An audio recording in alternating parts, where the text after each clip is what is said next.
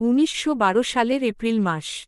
পৃথিবীর সবচেয়ে বড় ও বিলাসবহুল জাহাজ আরএমএস টাইটানিক প্রথম যাত্রায় বের হল। বলা হতো, এই জাহাজ নাকি ডুবতেই পারে না। ভেতরে ছিল রাজা বাদশার মতো ধনী মানুষ, আবার নিচের ডেকে ছিল স্বপ্ন দেখা গরিব যাত্রীরা। গল্পের মাঝে আছে জন, জ্যাক আর রোজ। জ্যাক ছিল গরিব কিন্তু মুক্তচিন্তার একজন শিল্পী। রোজ ছিল ধনী পরিবারের মেয়ে, কিন্তু নিজের জীবনে বন্দী।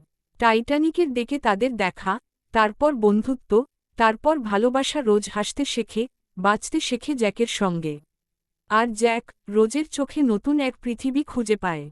কিন্তু ভাগ্য ছিল নির্মম। 14 এপ্রিল, গভীর রাতে, জাহাজটি একটি হিমশৈল আইসবার্গ এর সাথে ধাক্কা খায়। ধীরে ধীরে পানি ঢুকতে শুরু করে। আতঙ্ক, চিৎকার, অন্ধকার। রাত। লাইফবোট ছিল কম। ধনীরা আগে উঠল, গরিবরা রইল পিছনে। শেষ মুহূর্তে জ্যাক রোজকে বাঁচাতে নিজের জীবন উৎসর্গ করে। ঠান্ডা সমুদ্রে ভেসে থাকা দরজার ওপর রোজ বাঁচে, জ্যাক হারিয়ে যায় চিরতরে, টাইটানিক ডুবে যায়।